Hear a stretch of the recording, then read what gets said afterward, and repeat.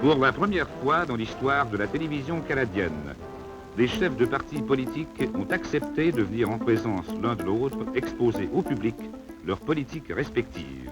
Bonsoir mesdames, mesdemoiselles, bonsoir messieurs. Voici un débat qui était quelque peu attendu. Les sujets à discuter durant cette émission, la nationalisation, le gaz naturel et la Trans-Canada Pipeline, le programme des partis, l'administration libérale depuis 1960.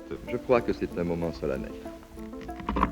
Monsieur Jean Lesage, la parole est à vous. La clé de la libération économique, eh bien, c'est la nationalisation des compagnies privées d'électricité.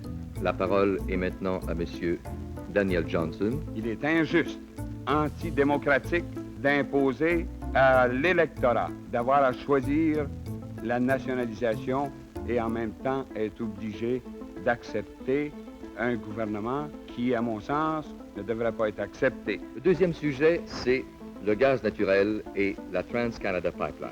Le premier ministre sait bien que le vice dans toute cette affaire de la compagnie de gaz naturel, c'est le contrat entre Trans-Canada Pipeline et la corporation de gaz naturel. Ça coûte trop cher et c'est pour ça que ça va mal. Monsieur Lesage.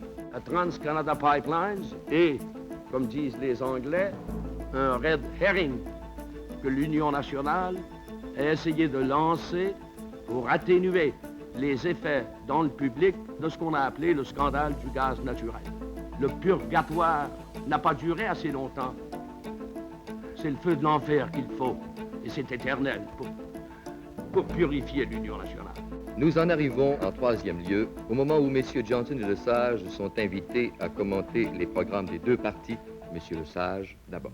Notre programme a été sérieusement pensé. Celui de l'Union nationale ne l'a pas été. Notre programme s'attaque aux racines de nos faiblesses.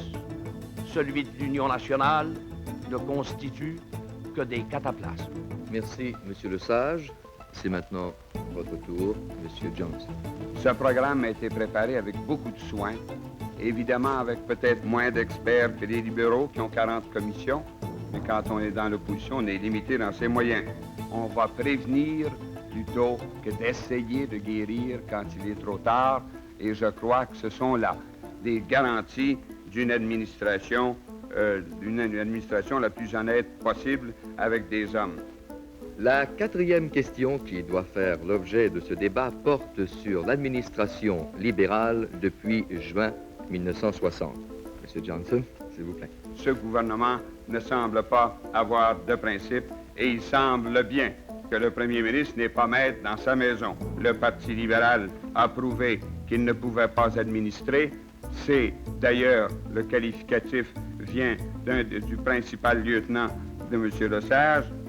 Dans le temps, il était seulement son principal lieutenant quand il a dit « Nous sommes tous des apprentis ». Monsieur Lesage, la parole est à vous. Voyez les progrès que nous avons faits depuis 2 ans. Par exemple, la route Trans-Canada, les autoroutes, dans l'éducation, à tous les niveaux de l'éducation.